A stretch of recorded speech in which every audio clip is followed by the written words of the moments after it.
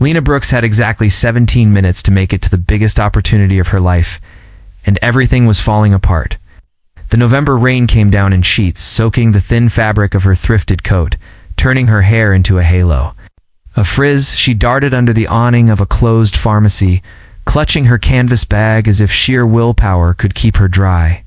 Her phone had died just seconds after she booked a ride to the Hale Media Tower, the skyscraper where she'd been offered a temporary position. Her first real step into the professional world after years of part-time gigs and unfinished college. Credits. She checked her watch. 8:43 a.m. The onboarding meeting started at 9 o'clock sharp. Missing it would mean losing the job before she even signed the paperwork.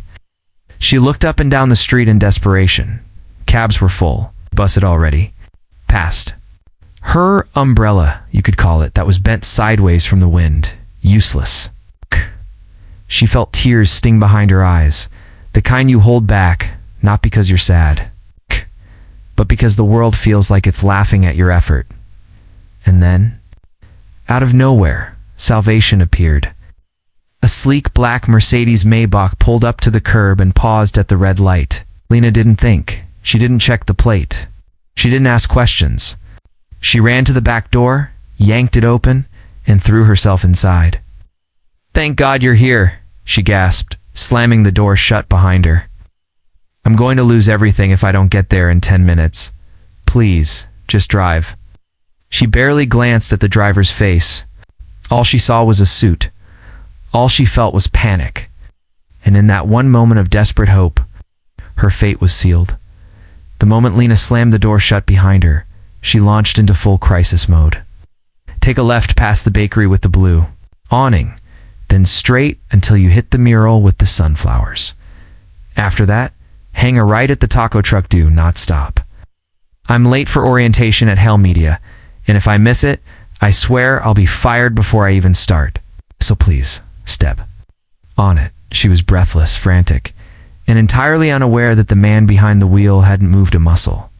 He simply turned his head, slow and deliberate, revealing a sharp jawline, gray eyes, and the kind of composed silence that felt more corporate than chauffeur-like. "Excuse me," he began, but Lena waved him off.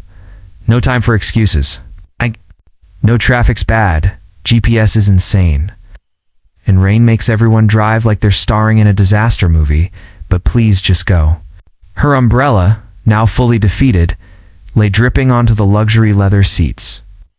Her coat was soaked, her socks mismatched, one with Christmas penguins, the other with tacos. "Look," she added, pulling up her pant leg to reveal the disaster. "This is the emotional state I'm in." Still silent, the man blinked once. Then, after what felt like an eternity, he shifted the car into drive and pulled into traffic without a word. Lena let out a sigh of relief and leaned back. "You're a lifesaver. Or the quietest Uber driver in Chicago." The man's lips barely twitched. She didn't notice. She was too busy talking about overpriced croissants, caffeine disasters, and how this day might end her career. She didn't know his name, didn't ask. After all, he had stopped at the curb. And fate, surely, wouldn't be so cruel as to send the wrong driver.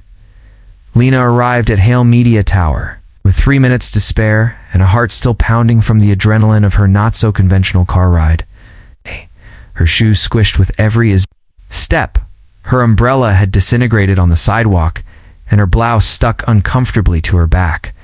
But she was here. She'd made it. She gave a quick thanks to the driver, still unusually silent, and leaped out before he could respond.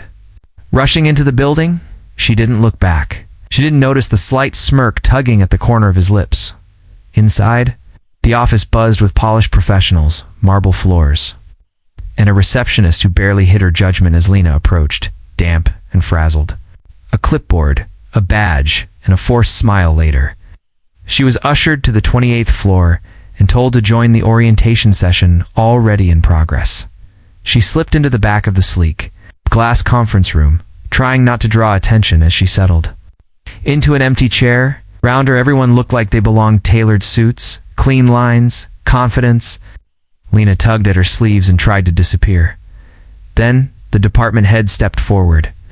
"Ladies and gentlemen, please welcome the man who will be leading Hale Media into its next chapter, our new CEO, Mr. Ethan Hale. Applause. Phones out.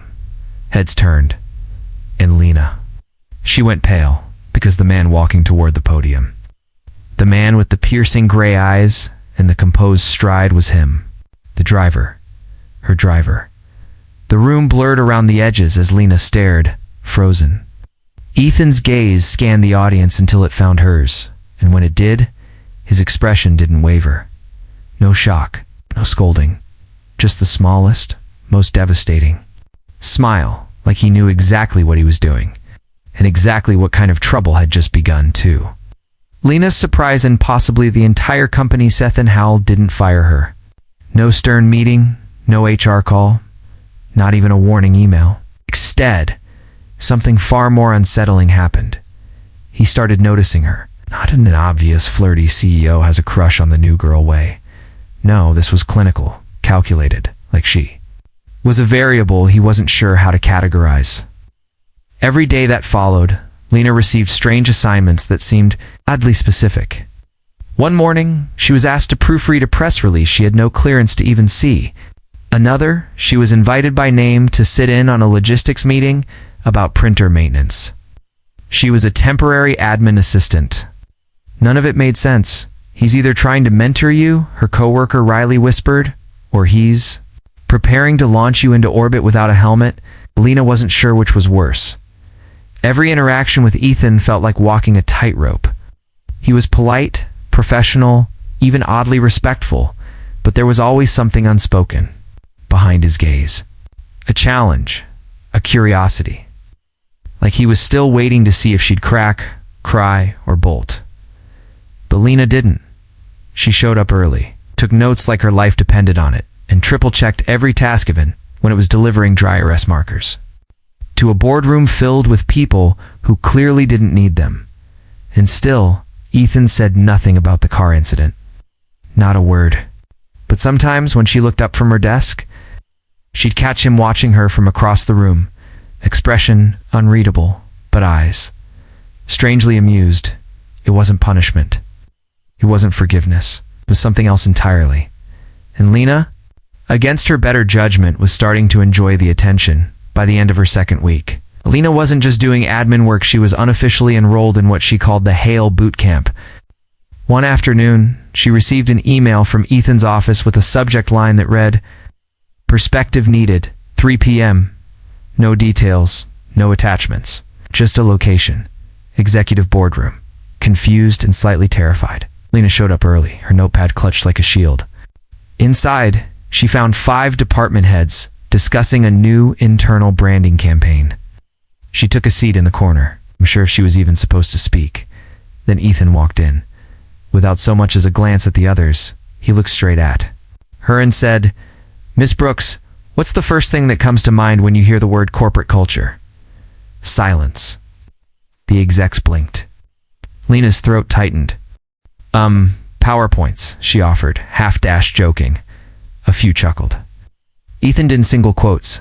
He simply nodded and added, "Honest. Keep going."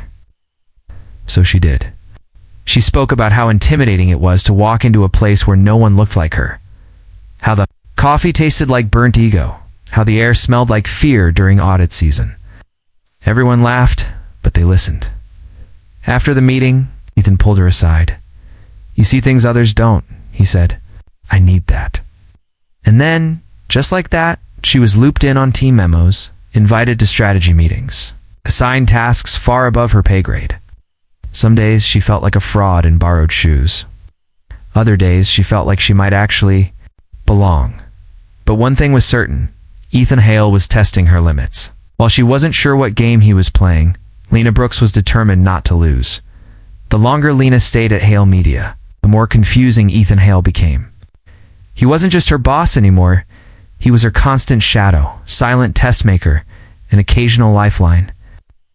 He rarely praised her directly, but she noticed the way he forwarded her reports to upper management without removing her name. He never smiled in meetings, but just once, he slid her a sticky note mid-presentation that read, "This chart is hideous." He was infuriating, brilliant, unreadable, maddeningly composed. And yet, Lena found herself watching. For him, listening for the quiet click of his shoes. Not because she feared him at least, not entirely, but because there was something magnetic in the way he existed. Like he was always thinking 10 steps ahead, and she was just beginning to catch up. Riley noticed first, "You're not just surviving this job," she said one evening as they sorted laundry. "You're thriving under him. Admit it." Lena rolled her eyes. "I'm not thriving. I'm not hyperware.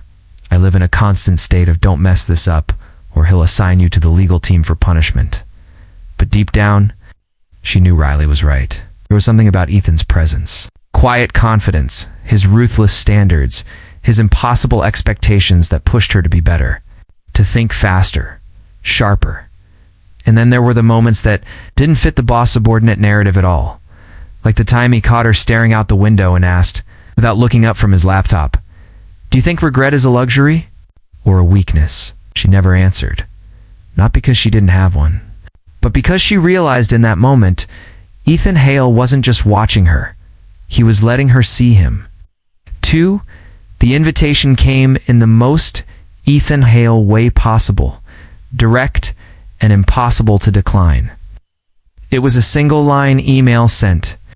Just before lunch, investor gala. Tomorrow, 8 p.m. Formal dress. I need a buffer. Lena stared at the message like it was written in ancient code. A buffer? What did that even mean? She forwarded it to Riley, who replied in seconds. "Girl, you're going as his human shield. Wear red?" Panic set in immediately.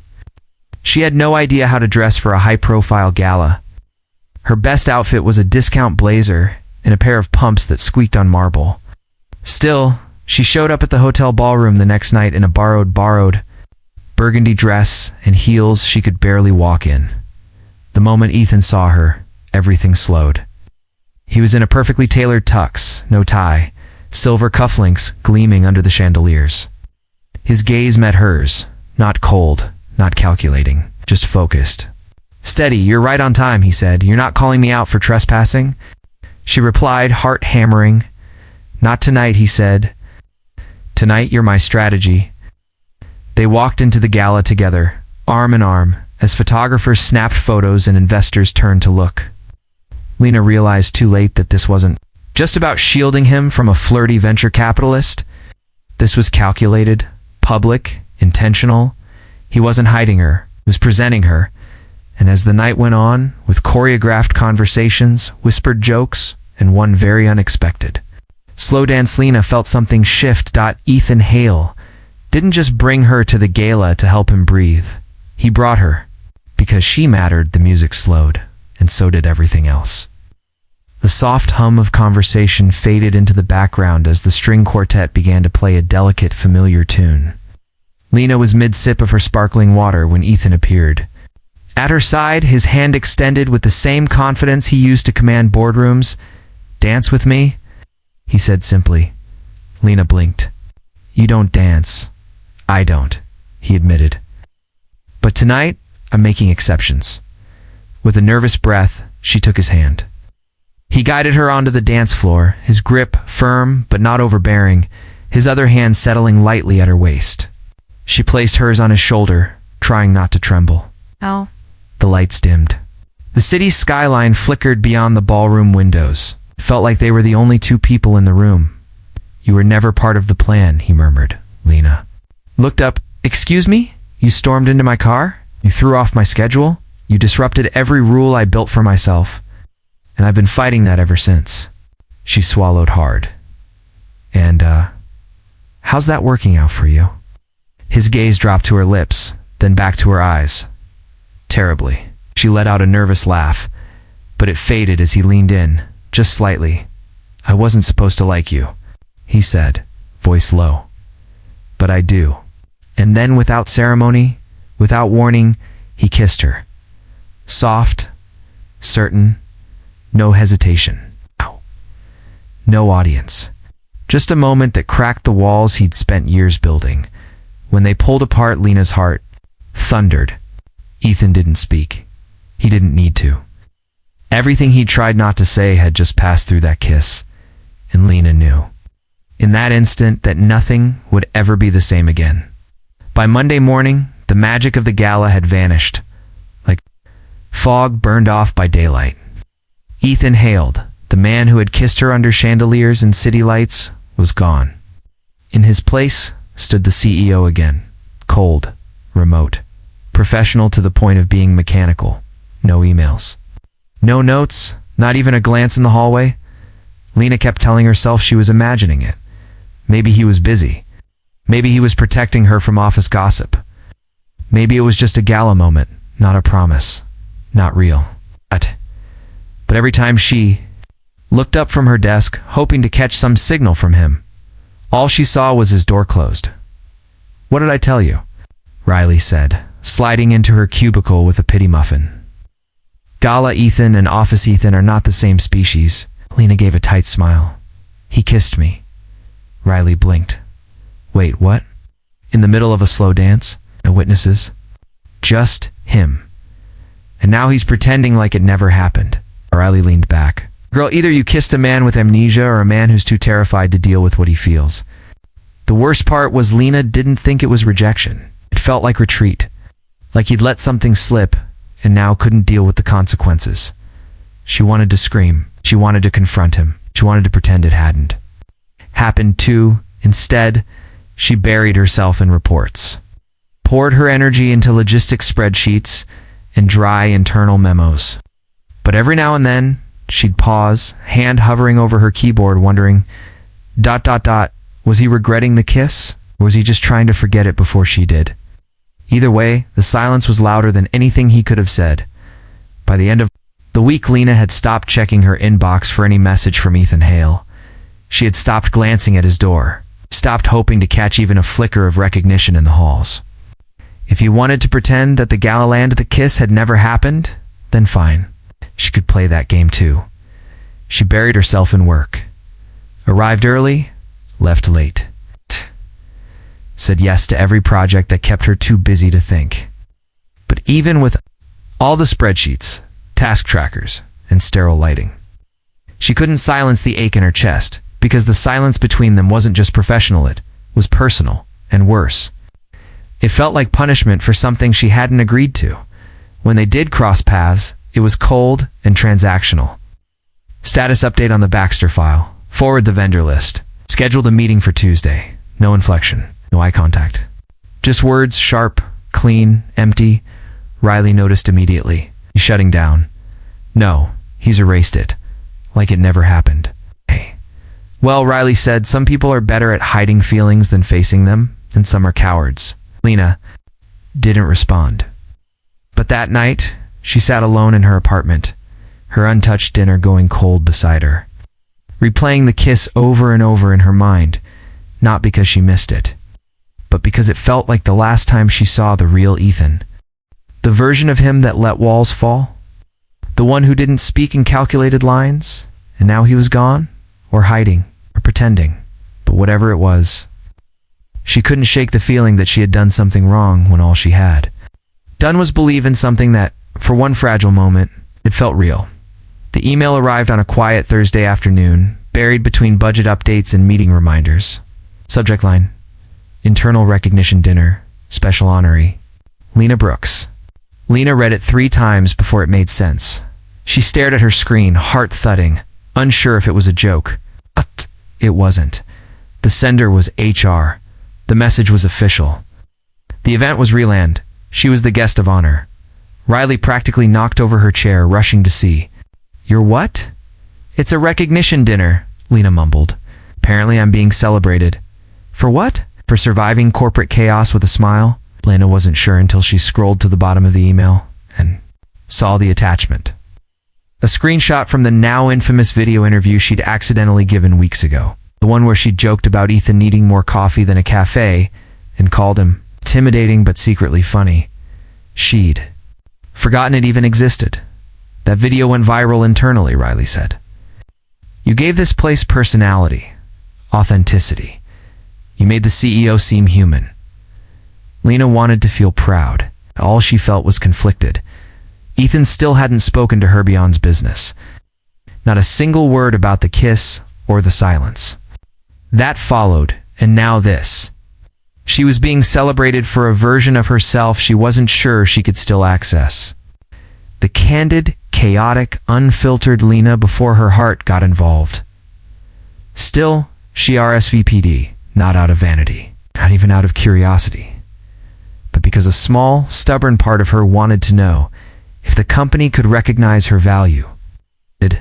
He, and maybe, just maybe, that night would give her a reason to stop wondering.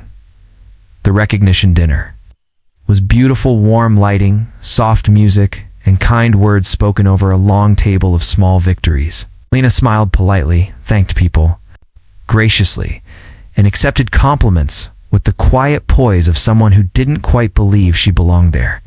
But the moment her name was called and a brief highlight of her viral interview played on screen, she knew it wasn't about the jokes or the video. It was about impact.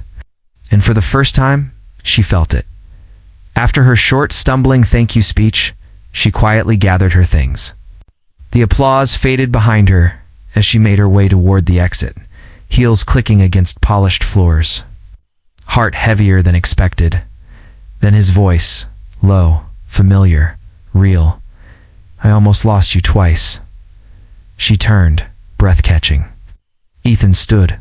Behind her, no tuxedo, no boardroom shield, just a dark coat and tired eyes filled with something raw. Once when I let you get into my car without stopping you. And again when I let you walk out of my office after the gala. He stepped closer. I told myself I was protecting you, protecting me. But the truth is, I was scared of what I felt, of what you made me feel. Lena couldn't speak. Her hands trembled at her sides. I don't know how to do this, he admitted. Not as your boss, not as some perfect man, but I want to try without pretending, without silence. She looked at him, the man who had once sat stone-faced behind the wheel while she panicked in the rain and saw. Finally, someone real, and all she could manage was the only truth that mattered. Then don't lose me a third time. They didn't announce it. There was no dramatic memo, no whispered gossip in the elevator. Just a quiet shift, subtle and intentional. Ethan and Lena had agreed. If they were going to try this, really try, it would be simple. No grand declarations. No blurred lines in boardrooms. Just two people figuring it out. One moment at a time. It started with coffee. He brought her a cup black with a splash of oat milk just the way she liked it. No note, no words. Just the smallest piece offering resting quietly on the edge of her desk. Then came the walks. After long days, Ethan would appear by the door and ask, "Break?" Lena would nod and they'd walk the block together in silence or light banter, nothing corporate, nothing calculated, just real conversation. When she asked him if he was worried about what people might say, he replied, people always talk, but they never know the whole story. And what's the whole story? She asked. That a woman mistook my car for an Uber, he said, and somehow became the most honest part of my entire life. They laughed and kept walking. There wasn't a whirlwind romance. I'll wait. It was a slow unraveling of years of control for him and walls of insecurity for her. There were awkward silences, missed signals, and moments of hesitation. But there was also trust and laughter, and an understanding that neither of them had expected to find in the most chaotic of circumstances. It wasn't about the company anymore, or the kiss, or the gala. It was about them, unfiltered, unsure, but finally choosing each other. Ethan chose the rooftop.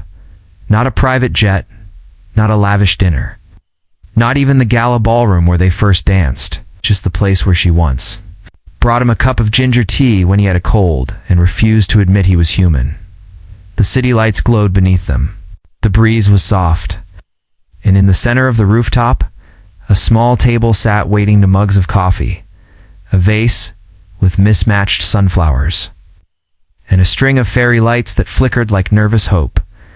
Lena stepped onto the rooftop with cautious curiosity.